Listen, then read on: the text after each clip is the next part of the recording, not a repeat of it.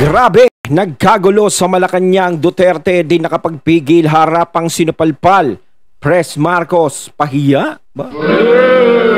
Siyempre, itong balitang ating matutunghayan ngayon ay nagmula kay Pinas Balita TV. At ilalagay ko sa description box ang link ng channel ni Pinas Balita TV para maging updated po kayo sa mga balita na kanyang inihahatid. At siyempre, ito ang kanyang lingkod na si BT na magbibigay ng reaksyon at komento dito sa videong ating mapapanood ngayon. At huwag na natin pagtagalin at sabay-sabay na nating panoorin ang laman ng video na hatid sa atin ni Pinas Balita TV at bibigyan natin ng reaksyon ng balitang ito. Pasok! Ito ang nakakagulat. Ayan. Matapos sabing walang nagawa ang administrasyon ni dating Pangulong Rodrigo Roa Duterte sa mga biktima ng bagyong Yolanda, mga Bisaya at Waray tinawag na sinungaling at nag-iimbento ng kwento si Pangulong Bongbong Marcos Jr. Saan nga ba daw kumukuha ng kakapalan ng muka ang kasalukuyang presidente para sabihin ngayon pa lamang raw at sisimulan niya mismo ang tulong mula sa nasalanta ng bagyong Yolanda sa Calacang, Leyte. Pero bago ang lahat mga kapinas, kung bago ka pa lamang sa channel namin ay huwag mong kalimutang mag-subscribe at pakiclick na rin ang notification bell para mas maging updated ka pa lalo sa lahat pa na bagong videos na i-upload namin. At yun nga mga kapinas, sa katunayan ay pinanindigan ni Pangulong Bongbong Marcos Jr. na ang administrasyon ni Aquino at Duterte ay walang nagawa para masimulan ang rehabilitasyon at pamumuhay ng ating mga kababayan na nabiktima ng bagyong noong 2013. Hamon pa ni Pangulong Bongbong Marcos Jr. ay kahit daw halongkatin ng mga datos ay walang makikitang bakas sa tumulong ang mga nakarang administrasyon sa mga biktima ng nasabing bagyo. Ngunit wala pa man sa ilang oras nang kumalat ang nasabing viral interview video ni Pangulong Bongbong Marcos Jr. at tila naglabas naman ng mga ebidensya na ay pinakikita ng wala pa man daw isang taon na nanunungkulan si dating Pangulong Rodrigo Roa Duterte sa Malacanang ay agad itong nagbigay ng malaking budget hindi lamang para sa pabahay kundi para na rin sa mga kabuhayan ng mga pamilyang nasawi ang kanilang mga kaanak dahil sa bagyong Yolanda. Ayon, at sinasabi nga ng administrasyon, yung kasalukuyang administrasyon ngayon, na wala daw na itulong ang mga Duterte o nakaraang administrasyon sa bagyong Yolanda. No, yung dyan sa lugar ng Tacloban yon, di ba? So eto yan ang mga taong bayan na nakatira doon sa lugar na talagang nasalanta ng bagyong Yolanda na yan. Yung Yolanda na yan, naku. No? Sila ang makakapagpatunay kung ano talaga ang nagawa o kung may nagawa ang dating administrasyong Duterte nung mga panahon na yun. Diba? Kasi kung sasabihin lang ng mga politiko na iba na walang naitulong ang nakaraang administrasyon, depende pa rin yan sa mga tao. Kasi ang nakakaramdam niyan yung mga tao Kung sino talaga yung mga tinamaan ng bagyo na yun, sila ang makakaramdam kung sino talaga ang tumulong nung mga panahon na yun. Sa katunayan, official na nagtungo si dating Pangulong Rodrigo Roa Duterte sa nasabing lugar upang kumustahin at bigyan ng formal na libingan ang mga Pilipinong nasawi sa paghagupit ng bagyo higit 10 taon nang nakakaraan. At ito pa ang matinding ebidensya, ang mismo noy private citizen na si Pangulong Bongbong Marcos Jr. ay umattend at nasaksihan ang pagtulong ni dating Pangulong Rodrigo Roa Duterte sa mga taga Leyte at Samar. Naroon din ang kanyang pinsan na dating mayor na walang iba kundi si Alfred Romualdez kasama ang kaibigan ni Pangulong Bongbong Marcos Jr. si Anton Lagdameo, ang ngayon House Speaker na si Martin Romualdez at asawa nitong si Yeda maging ang Vice President na si Leni Robredo na kapwa ang nagpalakpakan para bigyang pugay ang malaking naiambag ni ating Pangulong Rodrigo Roa Duterte sa taga Samar at Leyte. Kaya't laking pagtataka na marami sa ating mga kababayan sa viral interview ni Pangulong Bongbong Marcos Jr. nang sabihin nitong walang nagawa ang Noy administrasyon ni dating Pangulong Rodrigo Roa Duterte. Ayun naman pala kumbaga merong resibo talaga na nagpapatunay na tumulong ang dating administrasyon dyan sa Leyte. Siyempre ako, unawa ko din naman na ganyan na nakakapagsalita nga siyempre ang kasalukuyang administrasyon sa dating administrasyon dahil alam ko, alam nyo naman lahat na nagkaroon sila ngayon ng alitan.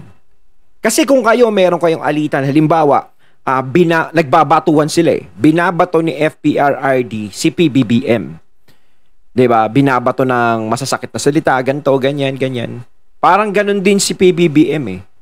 Na kahit na meron kang nagawang maganda dahil sa ginagawa mo sa akin, babatuhin din kita ng ganyan. Parang ganun yung nangyari. Pero mas maganda siguro, no, kumbaga, syempre, bilang leader ng bansa is parang naging sports. 'Di ba? O sige, batuhin mo ako. Batuhin mo ako ng batuhin, sirain mo ako ng sirain. Parang ganun yun eh. Sasabihin ko kung ano yung totoo. Kasi alam niyo kung bakit. Gaya niyan. May mga nagpapatunay na tumulong yung nakaraang administrasyon ni Duterte sa Leyte. Tapos sinabi nga ng kasalukuyang administrasyon ngayon ng ating Pangulo na walang naitulong sa Leyte yan. Yung nakaraang administrasyon na yan. 'Di ba? Pero may mga nagpapatunay at merong resibo, no? May mga patunay na talagang tumulong ang administrasyon. So, lalabas siyang masama gaya ng nangyayaring ito. 'Di ba? Kaya sana is sinabi na lang, 'di ba? Nagsalita na lang totoo. Sige, kahit batuhin mo ako ganyan. Sabihin ko pa rin na may naitulong ka, ganto, ganyan, ganyan. 'Di ba? Kahit maliit na bagay lang 'yon, ang importante kasi doon, no, is tumulong ka. Kahit maliit ang binigay mo o maliit ang ikinilos mo para tulungan yung lugar na 'yon, tumulong ka pa rin. Mga nabiktima ng bagyong Yolanda. Genuine question pa nga daw ng marami sa ating mga kababayan, hi or may amnesia daw ba si Pangulong Bongbong Marcos Jr. para hindi maalalang kahit ito ay dumalo sa nasabing pagtulong ni dating Pangulong Rodrigo Roa Duterte sa mga nabiktima nating mga kababayan ng bagyong Yolanda sa baluarte ng Leyte. Yang gaya niya, no, di ba? Nagkakaroon ng bato sa Pangulo na ganyan, na sinasabing hindi tumulong, pero ang daming nagsasabi na tumulong yan, no, malaki ang nagawa niyan ni Duterte, 'di ba? Siya tuloy ang lumabas na masama, 'di ba? Kasi kung ano talaga yung nangyari nung panahon na yon, kahit galit ka, kahit nainis ka doon sa taong nagsasabi sa iyo o mga taong nagsasabi o nag-aakusa sa iyo, mas maganda pa rin sabihin mo, kahit maliit lang ang itinulong niya, sabihin mo pa rin sa kanilang lahat. No? Ipakita pa rin ang pagiging leader ng bansa. 'Di ba? Na hindi naman ako naapektuhan sa mga sinasabi niyo ganto. Siyempre medyo masakit 'yun. No, siyempre murahin ka, ganto, ganyan, sabihan kang ganto na bangag-bangag, ganyan, 'di ba? Pero mas maganda pa rin bilang leader is talagang ipakita sa lahat ng mga tao na modelo ka talaga, na hindi ka naapektuhan sa mga ganun eh. 'Di ba? Kumbaga, mas gusto ko na ipakita sa inyo ang totoo at kung sino ako. 'Di ba? Kaysa yung ipakita na, galit ako diyan kasi sakit na, masasakit ang sinasabi sa akin 'yan. Kasi alam naman natin na marami ding supporter ang nakaraang administrasyon ng mga Duterte. So kapag nagsalita yung administrasyon ngayong kasalukuyan nang hindi maganda sa nakaraan administrasyon, is talagang maraming batong mangyayari. Lalong-lalo na kung merong pruweba na talagang tumulong ang nakaraang administrasyon ng bagyong Yolanda.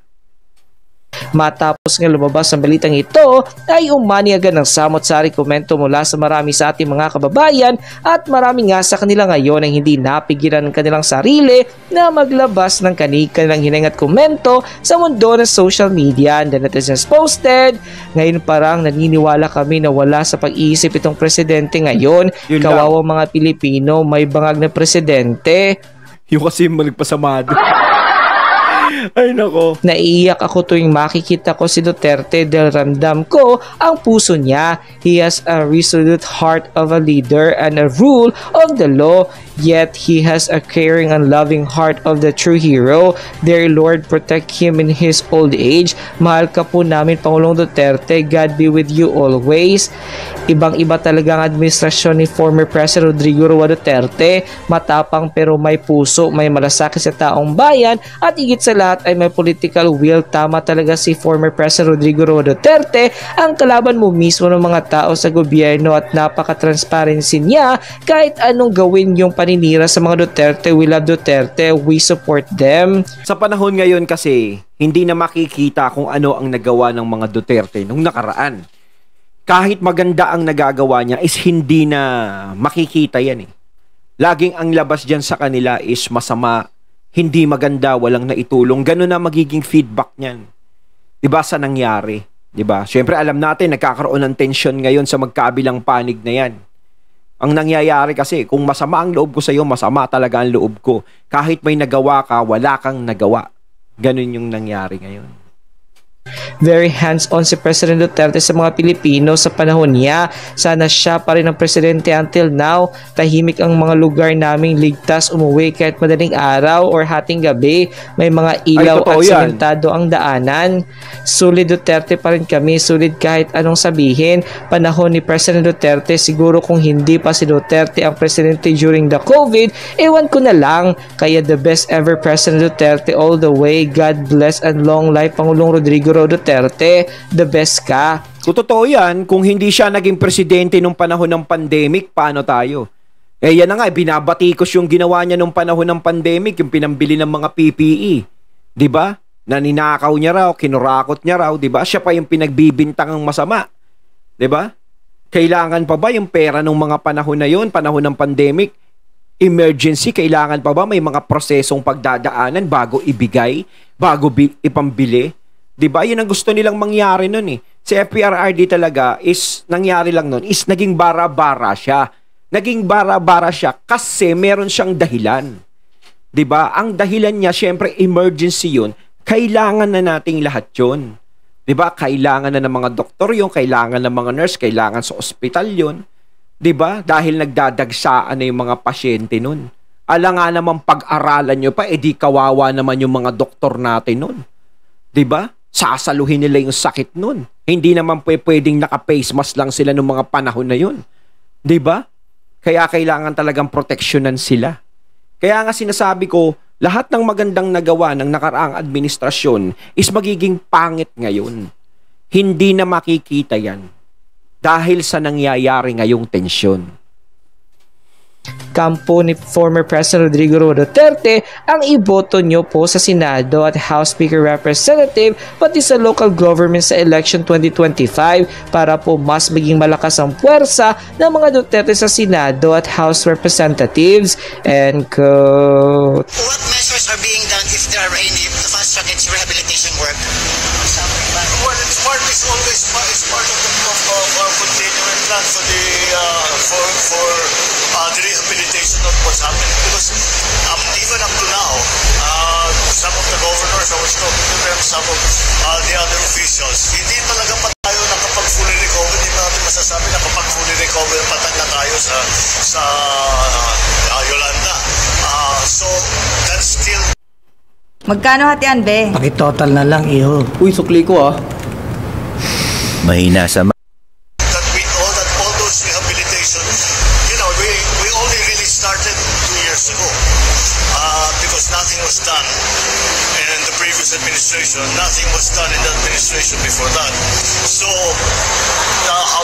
12 years on. Ayun na, parang wala daw nagawa yung nakarang administrasyon.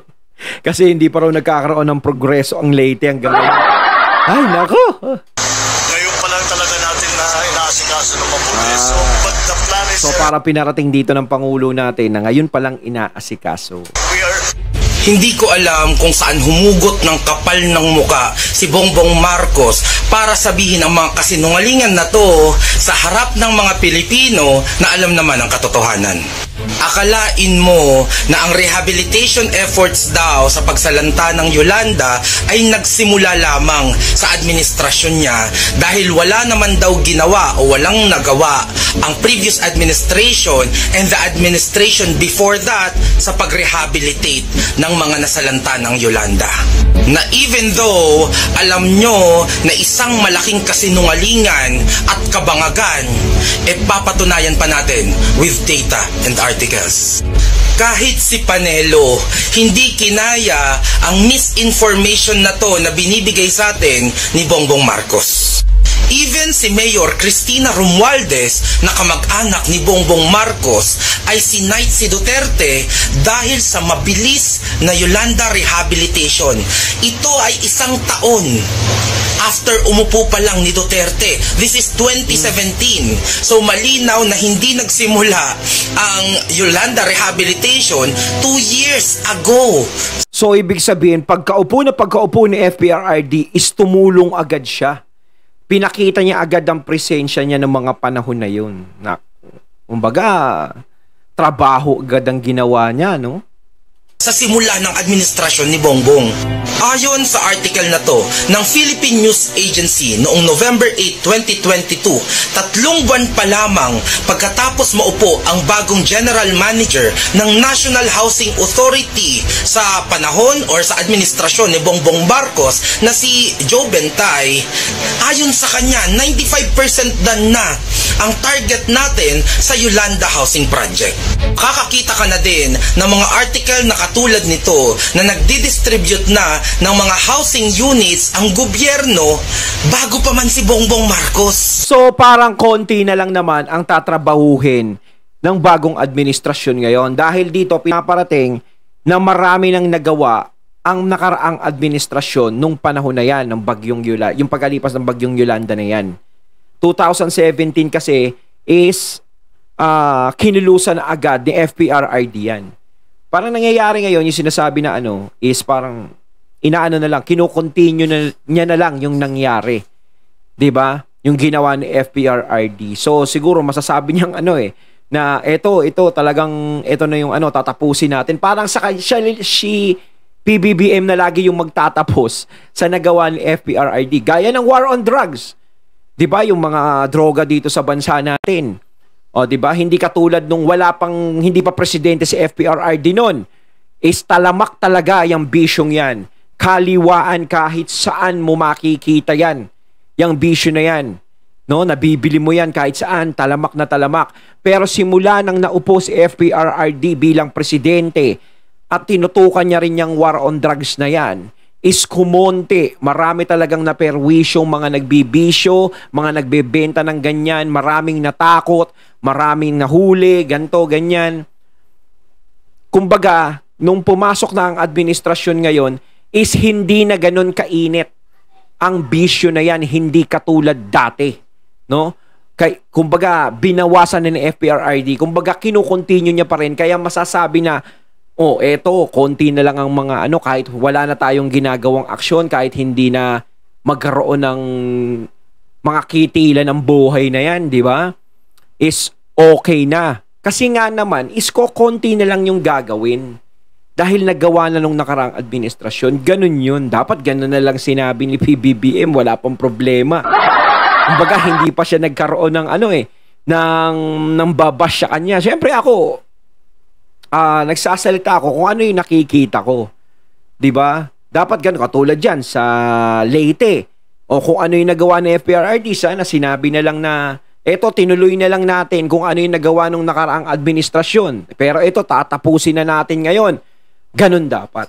Para talagang walang silip yung mga tao. Kasi kung magsasalita ka ng ganun, na kinukontinue na lang natin yung nagawa ng nakaraang administrasyon, tapos magsalita pa rin yung mga tao na hindi maganda sa'yo, iba na yun.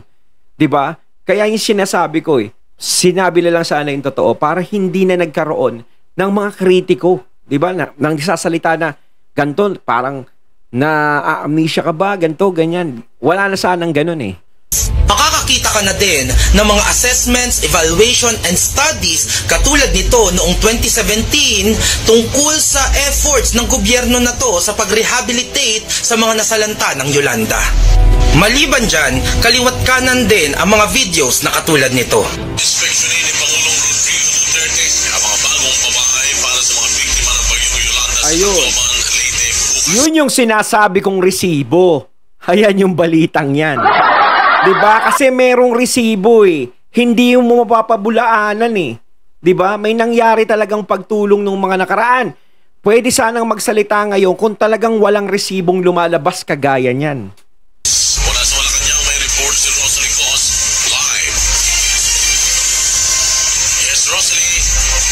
Yes, magandang tanghali, Flor. Muling magtutungo si Pangulong Rodrigo Duterte sa Tacloban, Leyte bukas upang inspeksyonin at pasinayaan ang mga housing unit para sa mga biktima ng Bagyong Yolanda sa New Hope Village, Barangay Santa Ana, Tacloban City. Kaya ko pang dagdagan ng patong-patong na ebidensya para patunayan na malaking kasinungalingan ang sinabing ito ni Bongbong Marcos. Sobrang nakakahiya ito para sa atin na mga Pilipino na ang presidente natin ay maliban sa mahilig na mag-credit grab ay mahilig magkalat ng fake news. Ang administrasyon na to na gusto daw labanan ang misinformation and disinformation pero ang presidente naman ang gumagawa nito. Ayun, at ating natunghayan ng video na nagbula kay Pinas Balita TV at syempre credits doon kay Sir yung nagsasalita. Ayun, no, yun yung sinasabi ko, sana sinabi na lang ni PBBM na kinukontinue na lang natin kung ano yung mga nakakaraan. Ganun yun eh. 'Di ba? Hindi tayo magsasalita ng mga ganyan na tayo'y galit sa administrasyon dahil ako nire-reaction ko lang kung ano yung nakikita ko at napapanood ko. 'Di ba? Binabasihan ko 'yun eh para fair tayo. Kasi kung nakikita ko naman na maganda yung sinasabi ng ating pangulo, maganda rin yung sasabihin ko. 'Di ba? Kung pangit naman ang ginagawa ni FPRRD ng mga Duterte is pangit din sasabihin ko. Ganun eh.